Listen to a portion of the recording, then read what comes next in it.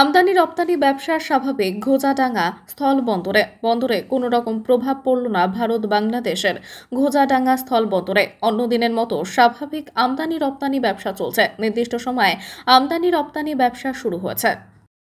আজকে যে বিজেপির ডাকা 12 ঘন্টার যে বন্ধের ডাক দিয়েছিল, সেই বন্ধের পরিপ্রেক্ষিতে আজকে আমাদের ঘোজাডাঙ্গা বর্ডারে বৈদেশিক বাণিজ্য স্বাভাবিক আছে, এক্সপোর্ট ইম্পোর্ট স্বাভাবিক আছে এবং বাংলাদেশ থেকে যেসব পাসপোর্টধারী যাত্রী আসছেন এবং এখান থেকে যারা বাংলাদেশে যাচ্ছেন তারাও স্বাভাবিকভাবে যাতায়াত করছেন।